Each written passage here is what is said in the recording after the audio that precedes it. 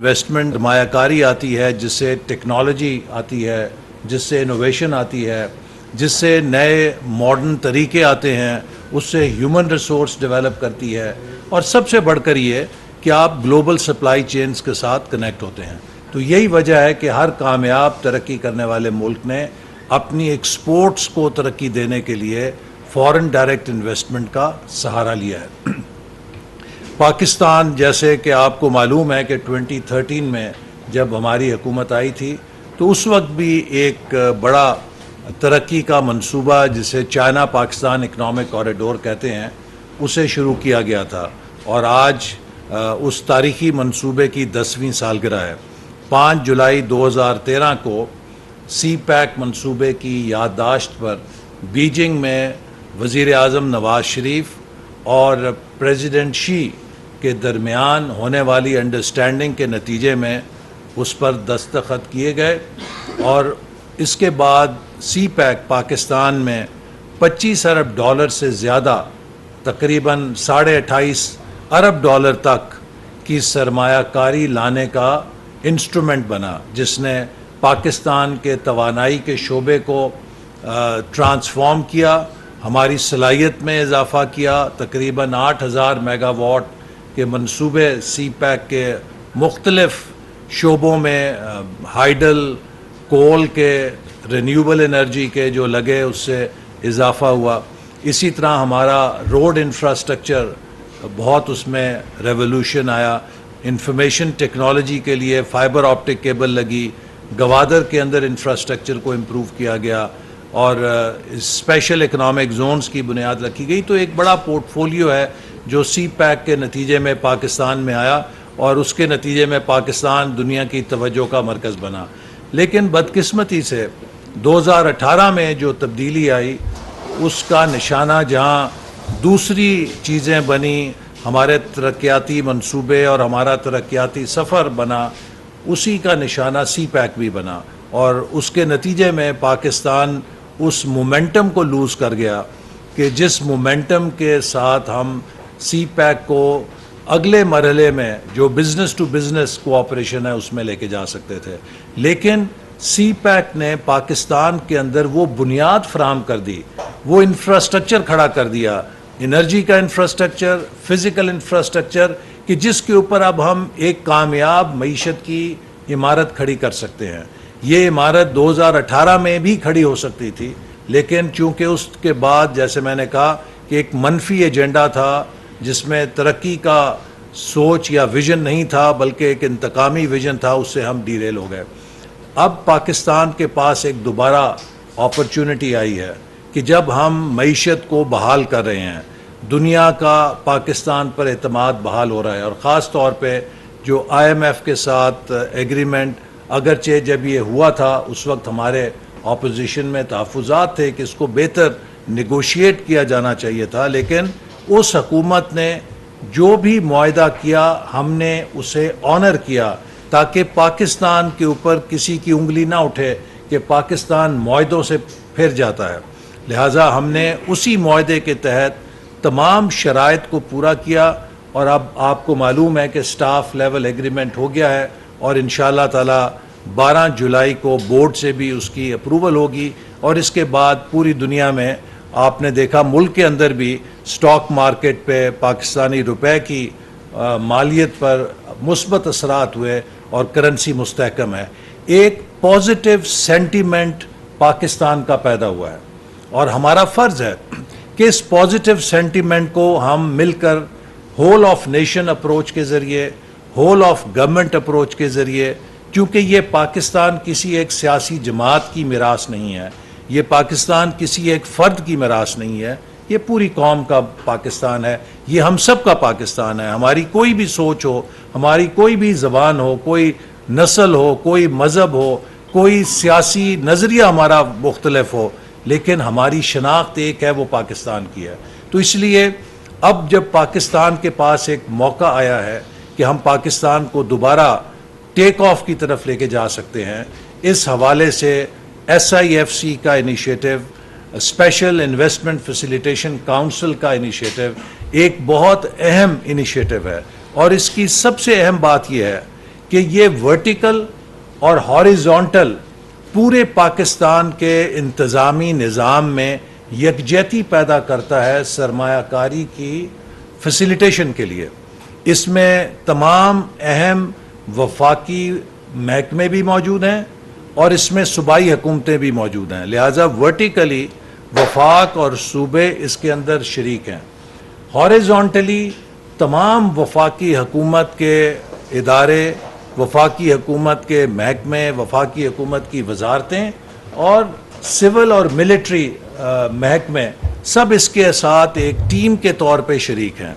और मैं समझता हूँ कि इसके साथ जो इस इदारे के अंदर एक पुख्तगी आती है वो बैरूनी सरमायाकारों में एतमाद बहाल करने में बहुत मददगार साबित होगी, क्योंकि इस इदारे की हैयत और स्ट्रक्चर की वजह से एक कॉन्फिडेंस आएगा इंटरनेशनल इन्वेस्टर्स को कि हकीकत में वन स्टॉप डिस्पोजल हो सकेगा इन्वेस्टमेंट आइडियाज़ के लिए और प्रोजेक्ट्स के लिए और प्रपोजल्स के लिए।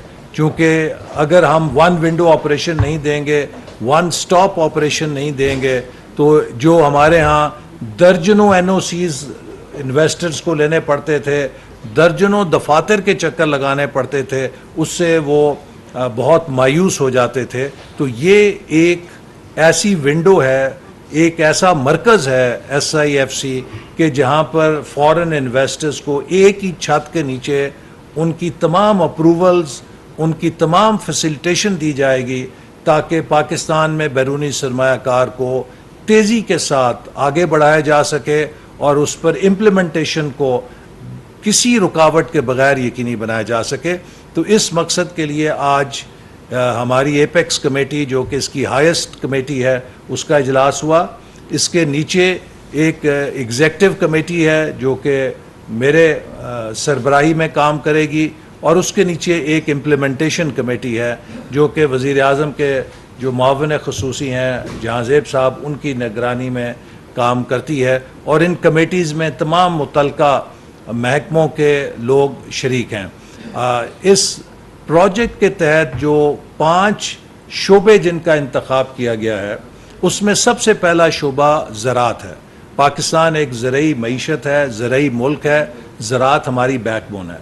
लेकिन बदकिस्मती से हम आज भी इसके बावजूद कि हर एग्रीकल्चर प्रोड्यूस में टॉप 10 प्रोड्यूसर्स में है, हमारी प्रोडक्टिविटी लोएस्ट यील्डिंग इकोनॉमीज़ में है। हमारी जो पर एकड़ यील्ड है या पर हेक्टेयर यील्ड है वो दुनिया में लोएस्ट 1/3 के अंदर आती है और जो ग्लोबल एवरेज है हम उससे भी कम है। इसकी वजह यह है कि हमारी एग्रीकल्चर में मॉडर्नाइजेशन नहीं हुई, हमारी एग्रीकल्चर में टेक्नोलॉजी एडॉप्शन उस तरह नहीं हुई जैसे दूसरे ममालिक ने की है। इसके लिए सरमायाकारी की ज़रूरत है। तो लिहाजा हम एग्रीकल्चर के एरिया में मॉडर्न फार्म्स को बनाने के लिए, मॉडर्न टेक्नोलॉजी को लाने के लिए और ग्रीन रेवोल्यूशन 2.0 को बर्पा करने के लिए इस फैसिलिटेशन काउंसिल के ज़रिए इन्वेस्टमेंट्स को अट्रैक्ट करेंगे और इसके नतीजे में पाकिस्तान में बड़े बड़े फार्म्स बनाए जाएंगे जिससे कि हमारी एग्रीकल्चर प्रोडक्शन के बेंचमार्क्स ऊपर जाएंगे। हमारे मुल्क के अंदर नई टेक्नोलॉजी की एडॉप्शन होगी, चाहे वो इरिगेशन के हवाले से हो, चाहे वो कल्टीवेशन के हवाले से हो, चाहे वो प्लांट प्रोटेक्शन के हवाले से हो, चाहे वो सॉइल के इस्तेमाल के हवाले से हो।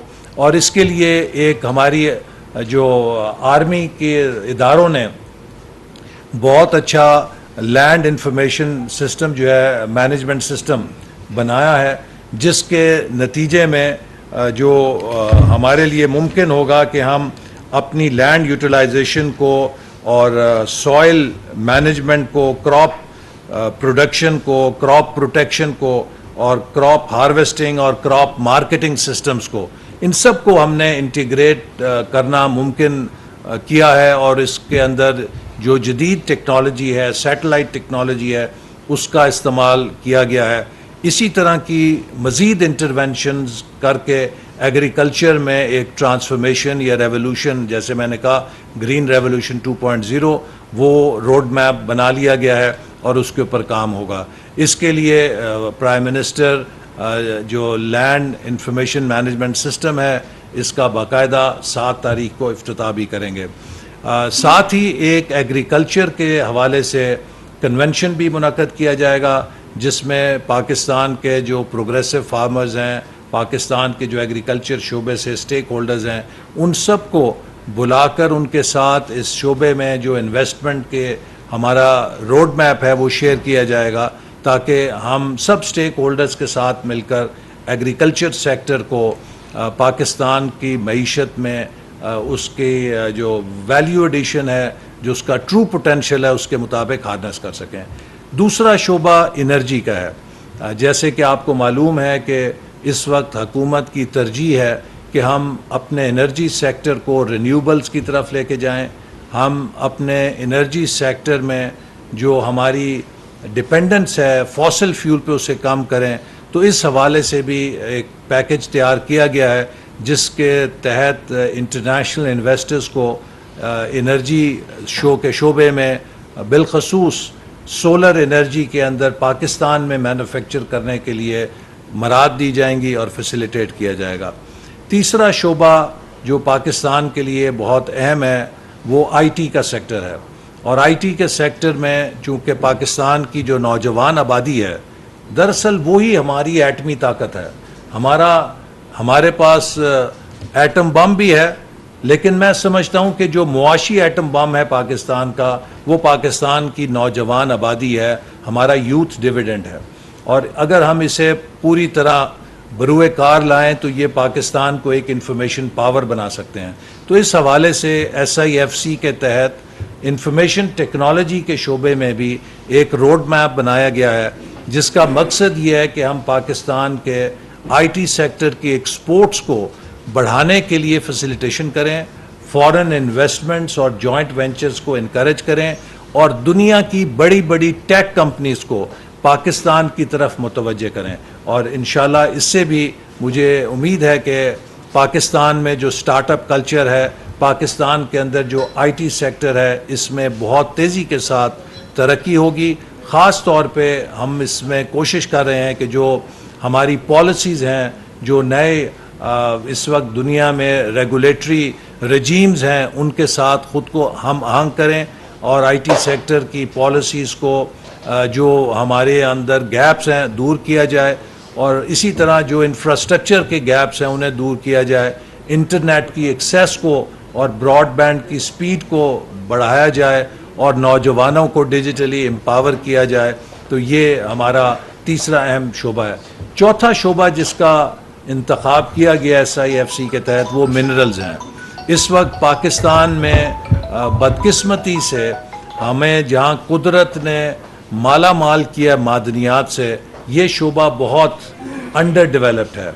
और अभी रिकोडेक का एक जो शोबा या मंसूबा जिसमें के अफसोसनाक तरीके से कुछ माजी में हिकअप्स आए, उन्हें दूर कर लिया गया है, और जो दुनिया की सबसे बड़ी कंपनी है वो इसमें अब शरीक है, में माइनिंग की जाइंट है, और उसके ज़रिए मुमकिन होगा कि हम पाकिस्तान को शोकेस कर सकें दुनिया के माइनिंग के लैंडस्केप के ऊपर।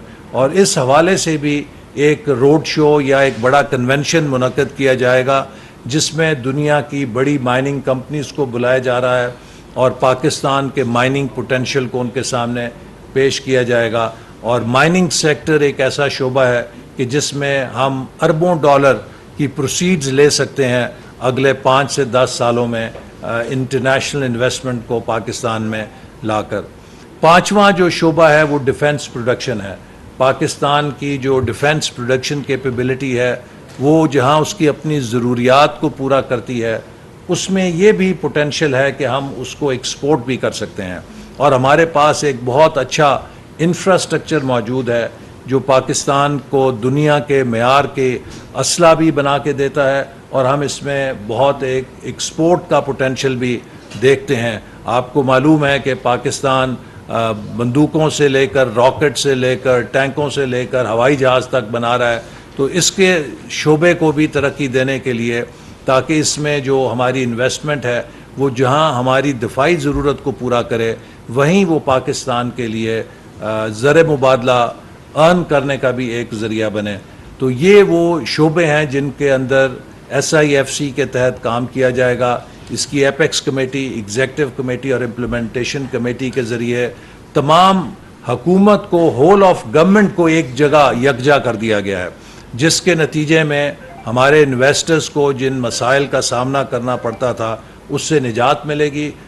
इसी तरह ये भी आज फैसला किया गया है कि फौरी तौर पे जो बिजनेसमैन के वीज़ाज़ हैं उनके अंदर भी जो हर्डल्स हैं उन्हें दूर करने के लिए पॉलिसी को रिवाइज़ किया जाए और फैसिलिटेट किया जाए, ताकि पाकिस्तान में जो बिजनेसमैन आना चाहते हैं, जो इन्वेस्टर्स आना चाहते हैं, उनको हम फैसिलिटेट कर सकें। और इस हवाले से जो मुतलका महकमे है, इंटीरियर मिनिस्ट्री है, वो हमें जल्द एक उसे कहा गया कि रिपोर्ट बनाकर दे। तो ये चंद आज की मीटिंग की जो अहम बातें थीं। आज चूँकि पहली मीटिंग हुई है, मैं चाहता था कि उससे मैं ब्रीफ करूं कि पाकिस्तान के लिए एक बहुत बड़ी ये डेवलपमेंट है। जिस तरह के 2013-18 में CPEC ने पाकिस्तान के लिए एक नई राह खोली थी, SIFC भी इंशाअल्लाह ताला पाकिस्तान के लिए तरक्की का एक नया दरवाज़ा खोलेगी। और इसके ज़रिए हमारे जो गल्फ़ कंट्रीज़ हैं, हमारे जो दोस्त ममालिक हैं, बरादर ममालिक हैं, जिनसे हम इमदाद हासिल करते थे, हम एड की बजाय इन्वेस्टमेंट की तरफ अपने उस रिलेशनशिप को लेके जाएंगे, जिसमें सऊदी अरेबिया है, उसमें UAE है, उसमें कतर है, उसमें दीगर गल्फ़ कंट्रीज़ हैं, GCC कंट्रीज़ हैं। तो इनके साथ इसके ज़रिए जो इन्वेस्टमेंट आएगी, इस इन्वेस्टमेंट को मेनली एक्सपोर्ट रिलेटेड सेक्टर्स की तरफ डाला जाएगा, ताकि इस इन्वेस्टमेंट को लाके हम पाकिस्तान की एक्सपोर्ट पोटेंशियल को ज़्यादा कर सकें। और फिर इसी तरह उन प्रोजेक्ट्स के अंदर हम बाई बैक अरेंजमेंट्स करके पाकिस्तान के मार्केट शेयर को गल्फ़ कंट्रीज़ के अंदर बढ़ा सकें। आप देखिए कि हमारे हमसाया में खलीजी ममालिक हैं, लेकिन अफसोस की बात है कि उनकी पोल्ट्री की ज़रूरत हम पूरी नहीं करते। अफसोस की बात है कि उनके यहाँ जो मीट की ज़रूरत है वो हम पूरी नहीं करते। अफसोस की बात है कि जो उनके यहाँ सब्ज़ी और फलों की ज़रूरत है वो हम पूरी नहीं कर सकते, हालांकि इतनी बड़ी मार्केट हमारे करीब है। इसी तरह दूसरी तरफ चीन की इतनी बड़ी मार्केट है कि जिसमें एग्रीकल्चर प्रोडक्ट्स के लिए बेहद मांग है।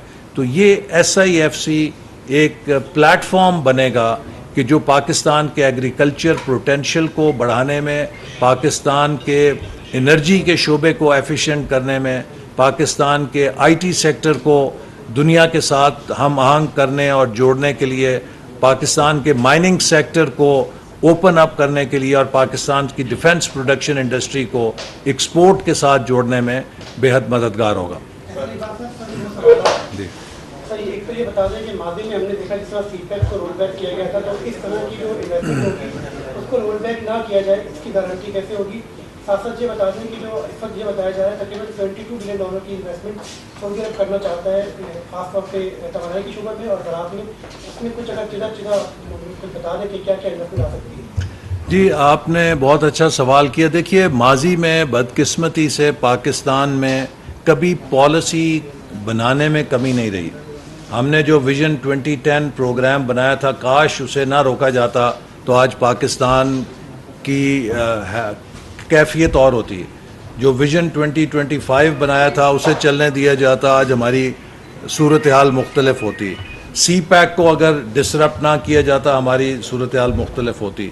तो मैं समझता हूँ कि इन तमाम डिसरप्शन से एक तो कौम ने भी काफ़ी सबक सीखा है, लेकिन इस SIFC के जो प्लेटफॉर्म को बनाया गया है उसमें इन तमाम चीज़ों को बहुत गौर व फिक्र करके, इसीलिए होल ऑफ गवर्नमेंट अप्रोच के ज़रिए बनाया गया है कि इसमें हुकूमत के साथ जो हमारे रियासती इदारे हैं जो कि मुस्तकिल भी हैं, उन सब का जब इश्तराक शामिल होगा तो उससे इस बात को भी मदद मिलेगी कि जो पॉलिसीज़ हैं उनमें कंटिन्यूटी हो। और ख़ास तौर पे जब इसमें हम पाकिस्तान के जो बिज़नेस सेक्टर है, पाकिस्तान के प्राइवेट सेक्टर को भी शरीक करेंगे, तो मैं समझता हूँ कि इस मंसूबे की अहमियत इस कदर ज़्यादा है। जैसे कि आपने देखा माजी में जब हमारी हुकूमत ने प्राइवेटाइजेशन की पॉलिसी शुरू की तो उस हुकूमतें कई आईं और गईं, लेकिन उस प्राइवेटाइजेशन की पॉलिसी से रिवर्सल नहीं हो सका। स्पीड के ऊपर फ़र्क पड़ता था लेकिन रिवर्सल नहीं हो सका। सी पैक के ऊपर भी 4 सालों में स्पीड पे फ़र्क पड़ा, लेकिन सी पैक को कोई डिसओन नहीं कर सका कि हम सी पैक को मानते नहीं या सी पैक पे चलना नहीं चाहते। उन्होंने स्पीड कम कर दी लेकिन सी पैक बरकरार रहा और आखिर में तो वो भी सी पैक का जो है वो दम भरते थे। तो इसी तरह ये भी जो SIFC है, ये एक ऐसा इदारा है कि जो भी हुकूमत आएगी वो इसको आगे लेकर जाएगी। इसमें होल ऑफ गवर्नमेंट है, जैसे मैंने कहा, वर्टिकली भी वफाकी और सूबाई हुकूमतें भी सारी शरीक हैं और हॉरिजॉन्टली भी तमाम मिनिस्ट्रीज़ और मुल्क और रियासत के जो अहम इदारे हैं वो इसमें शरीक हैं, ताकि हम इन्वेस्टर को पाकिस्तान का एक चेहरा दिखाएं, इन्वेस्टर को एक मुकाम दें कि जहां पर उसके सब मसले हल हो सकें। उसे दफ्तर से दफ्तर, वजारतों से वजारतों, वफाक से सूबा, सूबे से वफाक चक्कर ना लगाने पड़े। पाकिस्तान की मैशियत क्या है? जी एक तो ये के वाले से, क्योंकि आप याद है कि बहुत सारी बातें होती थी 2018 से पहले कि एक जॉइंट वेंचर एग्रीमेंट भी हुआ था पाकिस्तान के अंदर से, जॉइंट वेंचर फार्मूला बनाया गया था कि ऐसी के और तीन करके किया गया था। तो आप जो खुद फरमाते थे कि 450 इंडस्ट्री आएगी चाइना से, तो बदकिस्मती है वो सारी चीज़ें रोल बैक हुई हैं। एक तो ये क्वेश्चन है कि इसके ऊपर क्या उस पर दोबारा रजिस्ट्रेशन का करने का कोई इम्कान नहीं, और दूसरा ये जो आपने SIFC कि इसमें एग्रीकल्चर में बहुत सारी बातें हो रही हैं कि सऊदी अरब को 1 लाख एकड़ बैंक दी जाएगी और UAE को 1.5 लाख एकड़, इस तरह के फिगर घूम रहे हैं। डॉक्यूमेंट कोई नहीं है, ऑफिशियल डॉक्यूमेंट, फिगर घूम रहे हैं।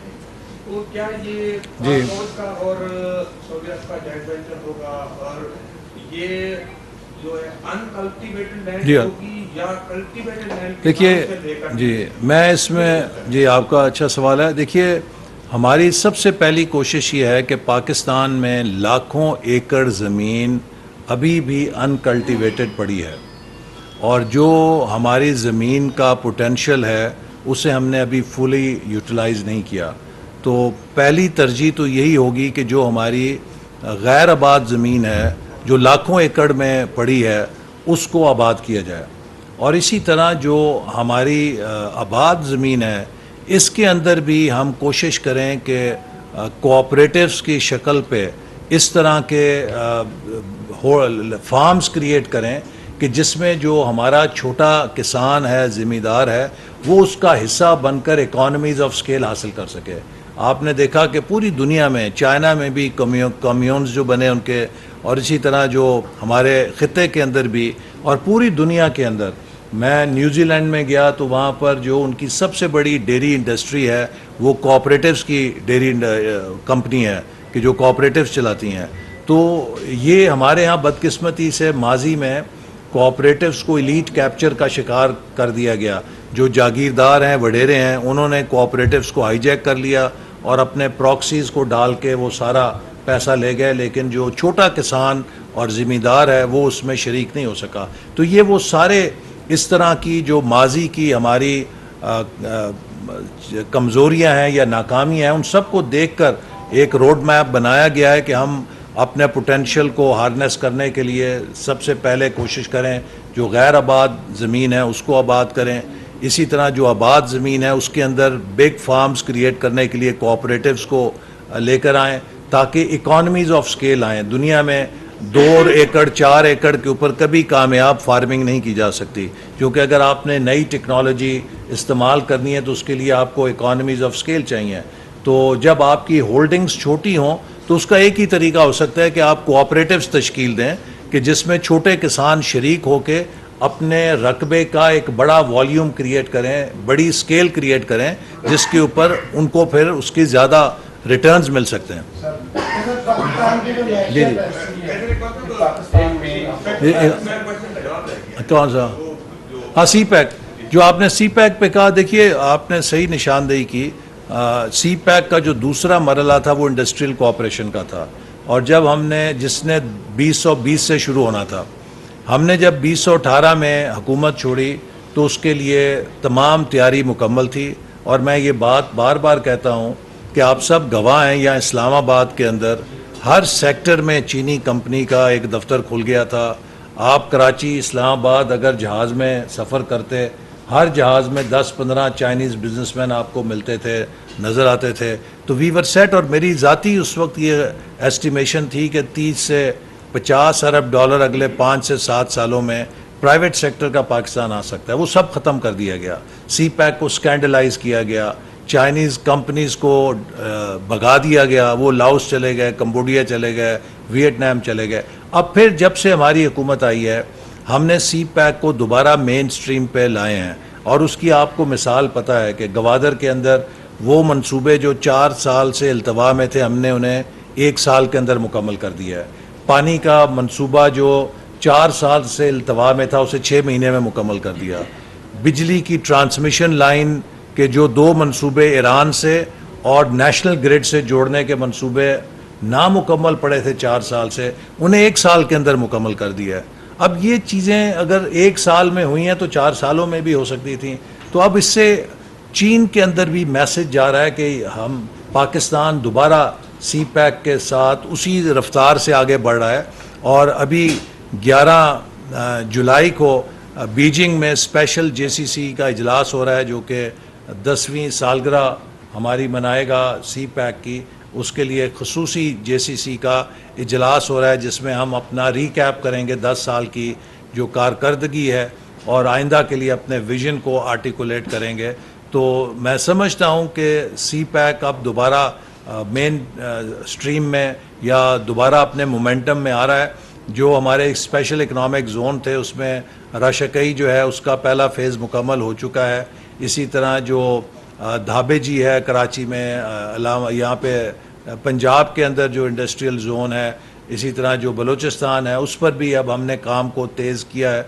और मुझे उम्मीद है कि इंशाल्लाह इलेक्शंस के बाद जब हुकूमत आएगी और फिर एक 5 साल का टर्म होगी हुकूमत के पास, तो यकीनन उससे फिर इन्वेस्टर भी बहुत तेज़ी के साथ पाकिस्तान की तरफ मुतवज्जे होता है। और मुझे इंशाल्लाह इस पे भी यकीन है कि पाकिस्तान के अवाम दोबारा मुस्लिम लीग नून को ऐसा मैंडेट देंगे कि जिससे हम 2013 और 18 वाली रफ्तार के साथ ना सिर्फ सी पैक को बल्कि SIFC को, बल्कि पाकिस्तान के लिए जो 5 E's फ्रेमवर्क हमने तय किए हैं, उन सब को उसी तरह हासिल करें जैसे 2013 में हमने 3 E's को प्रॉमिस किया था और डिलीवर किया था। जी सर क्वेश्चन ये कि रूरल इकोनॉमी में लाइफस्टाइल बहुत इंपॉर्टेंट है, उस हवाले से इसमें कुछ जी है। दूसरा सवाल ये कि IT जो है ना, अब IT अपनी जो बदल चुकी है, बतौर सब्जेक्ट इसको लाजमी करार देने के हवाले से कोई है ऐसी पॉलिसी? जी, आपने दुरुस्त कहा। जो ज़राअत है उस शोबे के अंदर लाइफ स्टॉक बहुत अहम है, और इसलिए मैंने कहा कि पोल्ट्री और मीट एक्सपोर्ट हमारे लिए अहम हदफ है कि पाकिस्तान के एग्रीकल्चर प्रोडक्शन को पूरी तरह हार्नेस करने के लिए हम पाकिस्तान से जो पोल्ट्री इंडस्ट्री है, जो मीट इंडस्ट्री है, और इसी तरह फ़िशिंग हमारा एक बहुत अहम फ़िश भी हमारा प्रोडक्ट है, तो इन सब चीज़ों को उसके अंदर लाएंगे। हमारी जो फ़िश है वो इतनी कीमती है, लेकिन उसमें इन्वेस्टमेंट ना होने की वजह से हम उसका एक्सपोर्ट पोटेंशियल पूरी तरह हासिल नहीं कर सकते। तो जब हम पूरे एग्रीकल्चर सेक्टर को खोलेंगे तो ना सिर्फ ये कि उसमें हमारी क्रॉप्स, नई क्रॉप्स की वैरायटी, बल्कि हॉर्टिकल्चर, इसी तरह हमारे लाइफ स्टॉक, हमारी फिशरी, इन सब के अंदर इन्वेस्टमेंट के लिए अपॉर्चुनिटीज़ पैदा होंगी। और IT जो है उसमें मैंने जैसे आपसे कहा कि ना सिर्फ ये कि हम IT के अंदर इन्वेस्टमेंट लेकर आ रहे हैं, बल्कि जो ह्यूमन रिसोर्स है उसके बॉटलनेक को ख़त्म करने के लिए हमारी यूनिवर्सिटीज़ की कैपेसिटी को डबल कर रहे हैं। इसी तरह 1 लाख नौजवानों को IT स्किल्स देने का इनिशिएटिव शुरू किया गया है, जिससे 1 लाख नौजवानों को सर्टिफिकेशन दी जाएगी जो इस वक्त इमर्जिंग स्किल्स हैं IT के अंदर, चाहे वो आर्टिफिशियल इंटेलिजेंस है, साइबर सिक्योरिटी है, बिग डेटा है, इन तमाम शोबों के अंदर उनको सर्टिफिकेशन दी जाएगी ताकि वो इस शोबे के अंदर पाकिस्तान का फुटप्रिंट बढ़ा सकें। अच्छा, ऐसा इकबाल साहब ये बताइएगा कि ये जो फोरम कायम किया गया है, वज़ीर-ए-आज़म की ज़ेर सदारत। तो ये उन 5 वजारतों की जो है वो नाअहली नहीं है या नाकामी को देख के नहीं किया गया, क्योंकि 5 वजारतें ऑलरेडी इन शोबों में काम कर रही। और दूसरा सर, एक आवाज़ अब बहुत ज़ोर से आ रही है कि जो CPEC के तहत इंडस्ट्रियलिज्म जो शिफ्टिंग थी वो अभी तक नहीं हुई, वो कब आगाज़ होगा जो इंडस्ट्री की शिफ्ट यहाँ पे होना चाहिए? देखिए ना, जो इंडस्ट्रियलाइजेशन थी CPEC की, वो तो मैंने आपसे कहा ना 2020 से शुरू होनी थी, लेकिन पिछली हुकूमत ने 2022 तक एक भी इंडस्ट्रियल जोन तैयार नहीं किया। तो जो इन्वेस्टर है वो तो दिनों का इंतज़ार नहीं करता, सालों का इंतज़ार कहाँ करेगा। और उन तमाम इन्वेस्टर्स को बदकिस्मती से भगा दिया गया। तो अब हमने दोबारा जब रिवाइव किया है, तो जैसे मैंने कहा कि अब इंशाल्लाह इम्कान है कि दोबारा इन्वेस्टर्स पाकिस्तान की तरफ मुतवज्जे होंगे। Thank you sir. छोटा सा सवाल।